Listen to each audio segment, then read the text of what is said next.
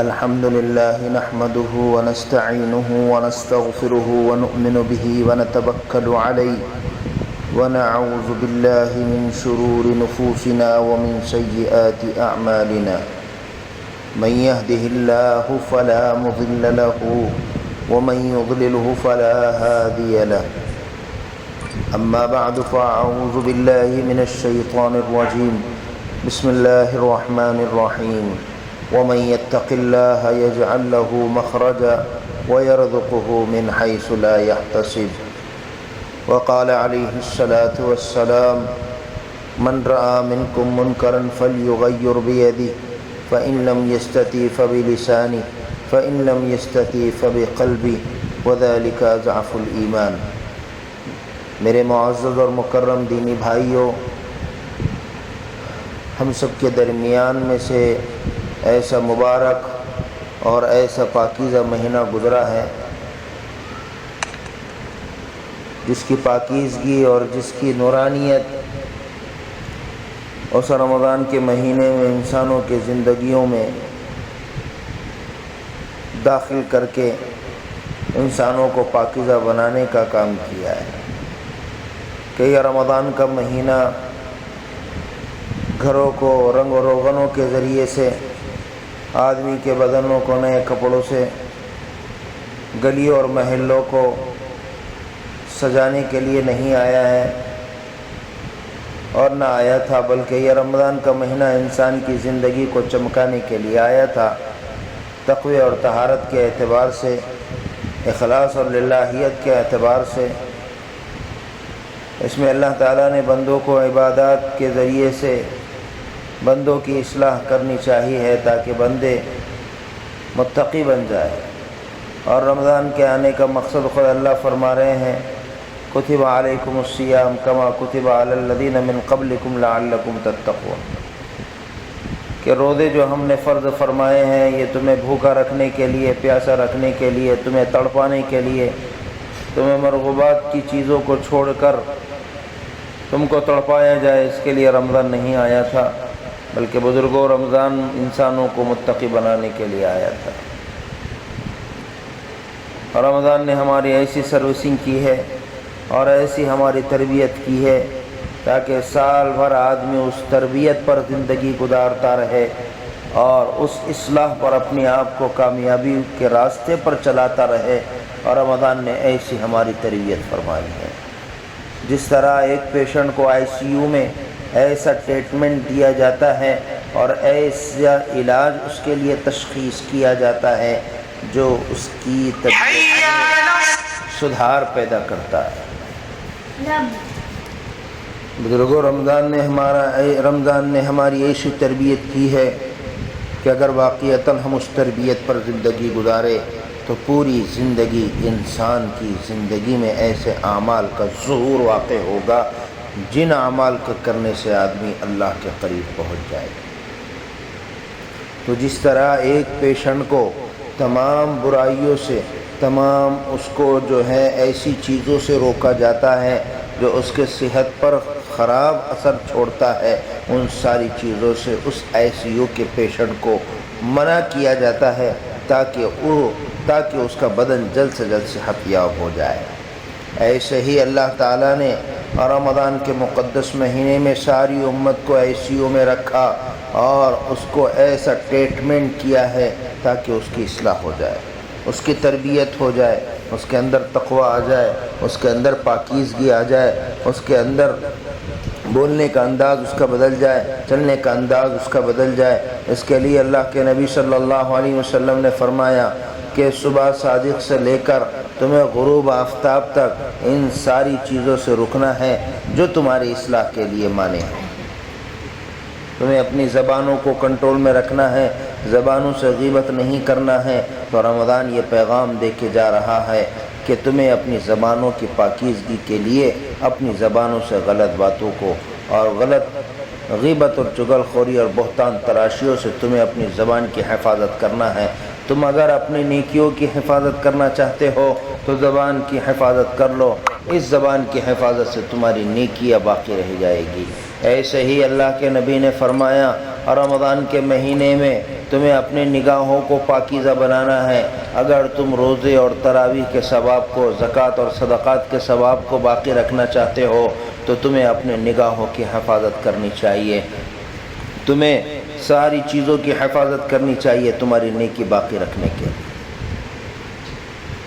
تو جس طرح ICU کے پیشنٹ کے لیے ملنے سے منع کیا جاتا ہے، باہر کی چیزوں کے کھانے سے منع کیا جاتا ہے، اس کو وہی چیزیں دی جاتی ہے جو ڈاکٹر تجویز کرتا ہے، وہی اس کو پانی دیا جاتا ہے جو ڈاکٹر کہتا ہے۔ ایسے ہی اللہ کے نبی نے فرمایا کہ روزے دارو اپنے آپ کو بچا لو کہ کہیں تمہارے پیٹ میں افطار کے وقت میں حرام لقمہ نہ چلے جائے۔ تو روزے نے اور رمضان کے مہینے میں ساری امت کو یہ پیغام دے کے گیا ہے، اے لوگوں اپنے پیٹوں کو پاکیزہ کرنا چاہتے ہو تو پیٹوں میں حلال اور پاکیزہ روزی پہنچاؤ، سودی کاروبار سے اپنے آپ کو بچاؤ۔ یہ سارے پیغامات رمضان ہم کو دے کر گیا ہے۔ پھر جا کر کہا ہے کہ اگر تم روزہ رکھو گے تو کہا افطار کے وقت میں فرحتان، تمہیں 2 خوشیاں دوں گا، ایک تمہیں روزہ رکھوا کر اور ایک جو ہے افطار کے وقت اللہ کو راضی کرنے کی خوشی ہے۔ کہ پوری زندگی اس روزے کی طرح گزاریں گے، اپنی زبانوں کو پاک رکھیں گے، اپنے قلب کو پاک رکھیں گے، اپنے پیٹوں کو پاک رکھیں گے، تو بزرگوں جس طرح افطار کے وقت میں روزے دار کو خوشی ہوگی، ایسے ہی اس فرد کو اور اس انسان کو حشر کے میدان میں خوشی ہوگی کہ واقعتاً میں نے پوری زندگی رمضان کی طرح گزارا ہے۔ تو بزرگوں ہمیں اپنے آپ کو ایسے بنانا ہے۔ رمضان ہم کو یہ پیغام دے کر گیا ہے۔ جس طرح ایک آدمی گاڑی کی سروسنگ کرتا ہے، سروسنگ کرنے کے بعد اس کو محسوس ہوتا ہے کہ اس کے چلنے میں فرق آ گیا، اس کے رکنے میں فرق آ گیا اور اس کے جو ہے ساری چیزوں میں فرق آ گیا ہے، کیونکہ اس کی سروسنگ ہوئی ہے اور اس کو چلانے میں مزہ آتا ہے اور گاڑی کے جو ہے بھگانے میں اس کو مزہ آتا ہے۔ ایسے ہی بزرگوں ہمیں اپنی زندگیوں میں فرق محسوس ہونے لگے، کیونکہ ابھی ہمارا رمضان میں سروسنگ ہوئی ہے، ہمارے جو ہے اعمال کی، ہمارے ساری چیزوں کی سروسنگ ہوئی ہے۔ اب ہمیں 11 مہینے اپنی زندگیوں میں تبدیلی محسوس ہونی چاہیے، ہماری نگاہوں میں تبدیلی، ہمارے بات چیت میں تبدیلی، ہمارے کھانے پینے میں تبدیلی۔ اگر ہماری چیزوں میں تبدیلی آ رہی ہے تو سمجھ لینا چاہیے کہ رمضان میں ہماری سروسنگ ہوئی ہے۔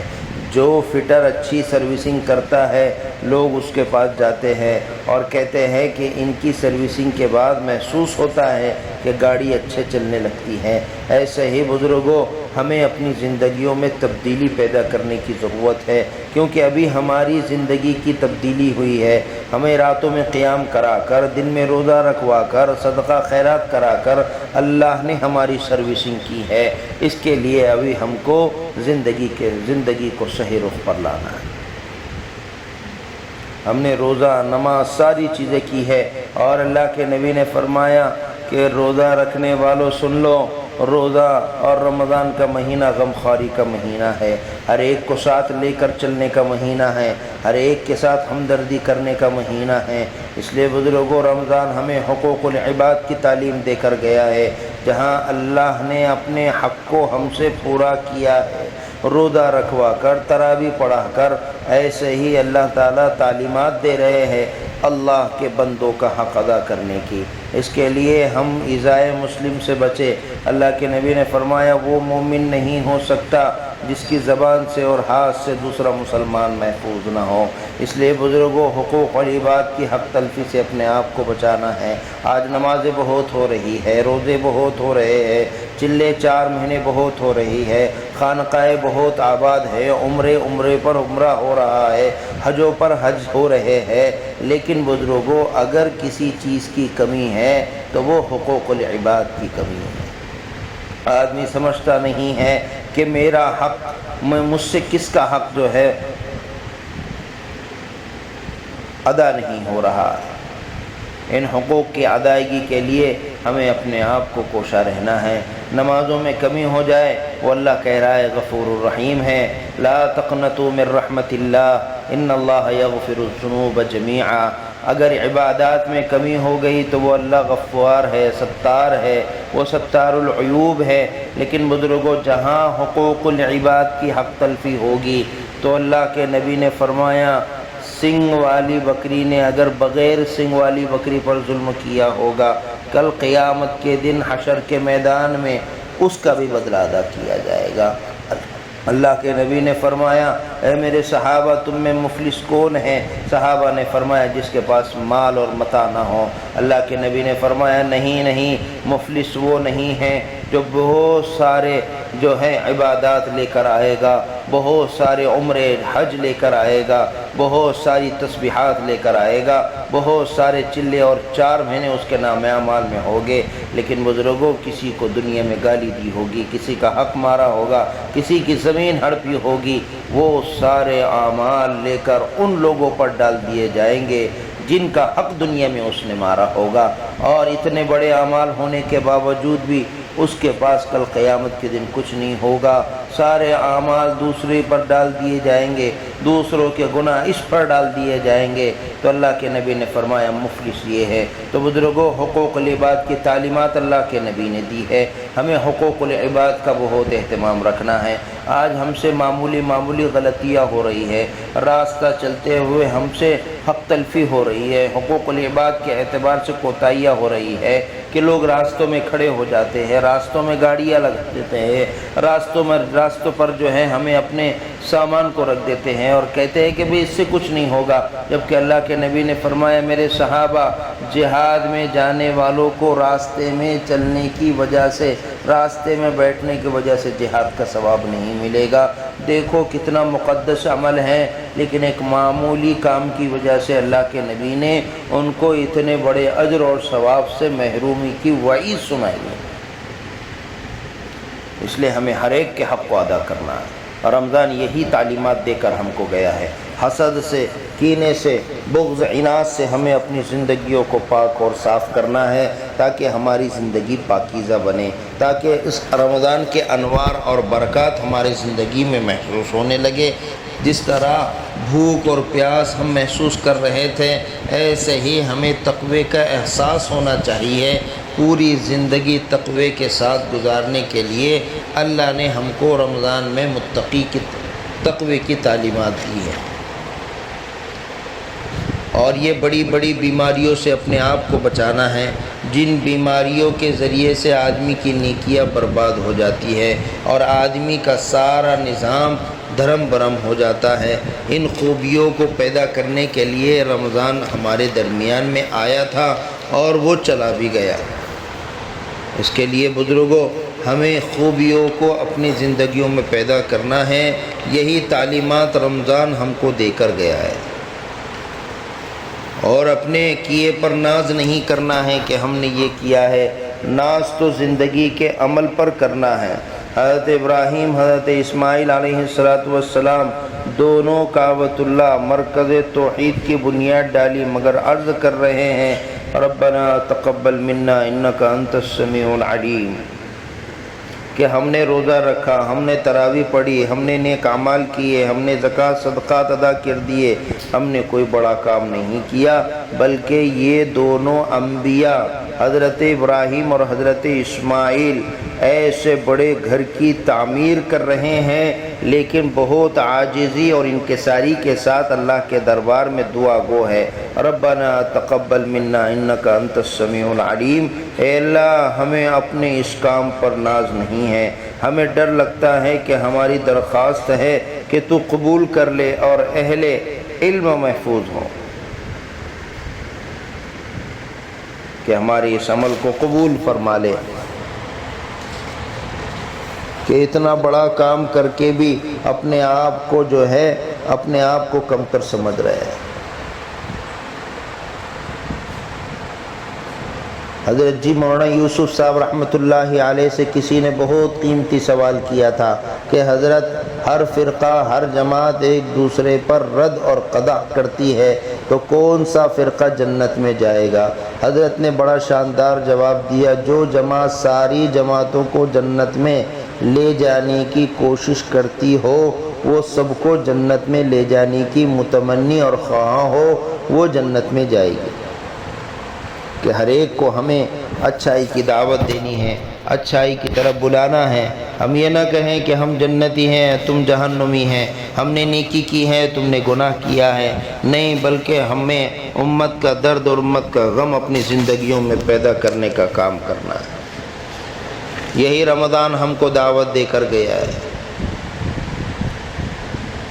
ساری برائیوں سے اپنے آپ کو بچانا ہے۔ آج معاشرے میں افراد کے اعتبار سے، سوسائٹی کے اعتبار سے، انفرادی اور اجتماعی دونوں اعتبار سے پائی جانے والی سخت ترین بیماری اور بہت بڑا فساد حسد کا بھی ہے۔ حسد آدمی کی نیکیوں کو کھا جاتا ہے، جس طرح ایک سوکھی لکڑی کو آگ کھا جاتی ہے، ایسے ہی حسد آدمی کی نیکیوں کو کھا جاتا ہے۔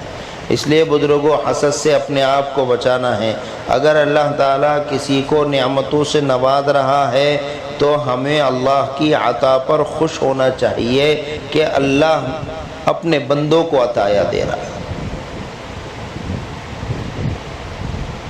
اور حسد کرنا گویا اللہ کی تقسیم سے لڑنا ہے کہ اللہ تعالیٰ کسی بندے کو اچھائیاں دے رہا ہے اور یہ بندہ اللہ کی عطا پر ناراضگی ظاہر کر رہا ہے۔ اس کے لیے بزرگوں، اللہ نے جن کو نعمتوں سے نوازا ہے، جن کو اللہ نے روزے رکھوا کر ان کو نعمتیں دی ہے، جن کو تراویح پڑھوا کر اللہ نے نعمتیں دی ہے، اور جن کو اللہ تبارک و تعالیٰ نے بے شمار نعمتوں سے نوازا ہے، ہمیں اللہ کی اس عطایا پر راضی رہ کر ہمیں ہر ایک کے ہر ایک سے محبت رکھنا،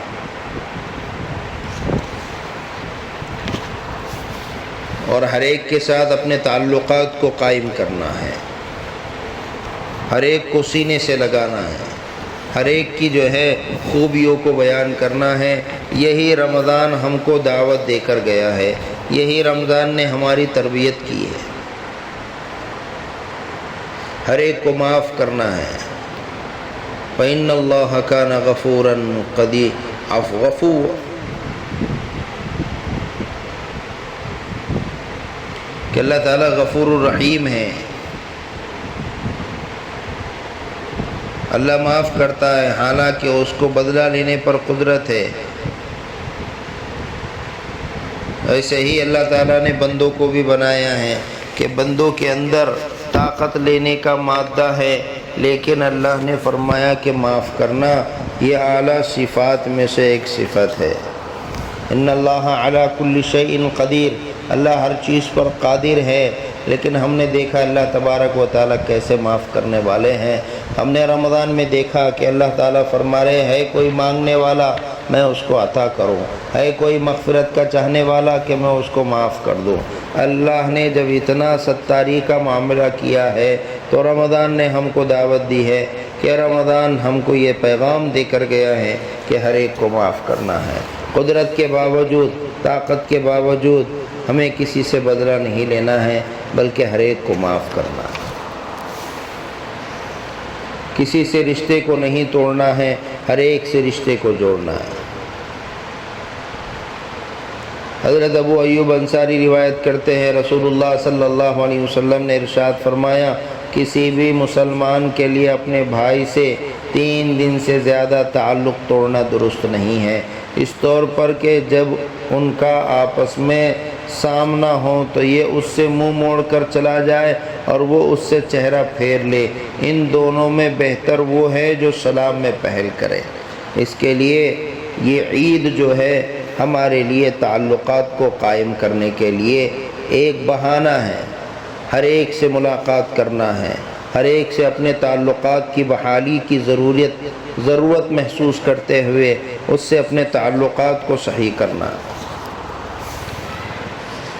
اور مومن کی شان ہی یہی ہے، مومن کی صفات ہی یہی ہے کہ وہ ہر ایک کو معاف کرنے والا ہوتا ہے، ہر ایک کے ساتھ اچھائی کا معاملہ کرنے والا ہوتا ہے۔ اس لیے بزرگوں، یہ رمضان ہم سب کو ان اچھائیوں کی دعوت دے کر گیا ہے۔ اگر ہم نے ان اچھائیوں پر اپنے آپ کو چلایا ہے تو گویا اللہ نے ہماری تربیت کی ہے اور ہماری تربیت صحیح ہوئی ہے۔ جس طرح ICU میں چند دن رہنے کے بعد آدمی صحت مند ہو جاتا ہے، اور وہ آدمی جو ICU میں جانے سے پہلے بیکار تھا، نہ چل سکتا تھا، نہ اٹھ سکتا تھا، نہ بیٹھ سکتا تھا، نہ پی سکتا تھا، نہ کھا سکتا تھا، اور جب ICU سے باہر نکلا ہے تو چلنے پر قادر ہے، بیٹھنے پر قادر ہے، کھانے اور پینے پر قادر ہے۔ ایسے ہی بزرگوں، رمضان سے پہلے ہماری زندگی بدحالی تھی، ہمارے اندر نہ تقویٰ تھا، نہ طہارت تھی، نہ اخلاص تھا، نہ للہیت کا جذبہ تھا، نہ ہمارے اندر خوبیت تھی۔ اب جب رمضان ہم سے گزرا ہے تو یہ اچھائیاں ہمارے زندگی میں آ رہی ہو، رمضان کے بعد تبدیلی محسوس ہو رہی ہو، اور ان ساری تبدیلیوں کے بعد اللہ تبارک و تعالی ہمیں کہاں بلا رہے ہیں؟ اللہ نے رمضان کے بعد اعلان فرمایا وَأَذِّن فِي النَّاسِ بِالْحَجِّ يَأْتُوكَ رِجَالًا۔ اب اللہ تعالیٰ مسلمانوں کو، ساری امت کو پیغام دے رہے ہیں، اور حضرت ابراہیم کو کہہ رہے ہیں کہ ابراہیم لوگوں میں حج کا اعلان کر دو، لوگ دور دور سے تمہاری دعوت پر آئیں گے اور بیت اللہ کا طواف کریں گے۔ یہ پاکیزگی زندگی کرنے کے بعد اللہ بیت اللہ کی طواف کے لیے دعوت دے رہے ہیں۔ اس لیے بزرگوں، ہمیں جو ہے اس کی تیاری کرنا ہے۔ اللہ نے جس کو صاحب نصاب بنایا تھا اس کو حکم دیا زکوٰۃ ادا کرنے کا، اور جس کو اللہ نے صاحب نصاب بنایا ہے اس کو حکم دیا ہے کہ وہ بیت اللہ کا حج کرے۔ بیت اللہ کے حج کے لیے اللہ کے نبی نے فرمایا، دیکھو اگر تمہارے ذمہ نماز ہو، تمہارے ذمہ روزہ ہو، تمہارے ذمہ عبادات ہو تو اللہ تعالیٰ اس کو معاف فرمائیں گے، لیکن حج کے لیے کہا کہ اگر تمہارے ذمہ حقوق العباد ہو تو تمہیں اس کو معاف نہیں کیا جائے گا۔ تمہیں سب سے پہلے حقوق العباد کی ادائیگی کرنا ہے، حرام مال سے حج نہیں کرنا، حلال سے اپنے آپ کو جو ہے اللہ کے راستے میں لیا کر حج کرنا ہے۔ اس لیے بزرگوں، بہت اہتمام سے اس کی تیاری کرنا ہے۔ اللہ تبارک و تعالیٰ سے دعا ہے اللہ تعالیٰ ہمارے رمضان کے روزوں کو قبول فرمائے، ہماری تراویح کو قبول فرمائے، اور اللہ تعالیٰ ہم سب کو بیت اللہ کی حاضری مقدر فرمائے، اور اللہ تعالیٰ ہم سب کو نیکی پر چل کر گناہوں کو چھوڑ کر زندگی گزارنے کی توفیق عطا فرمائے۔ وآخر دعوانا ان الحمد للہ رب العالمین۔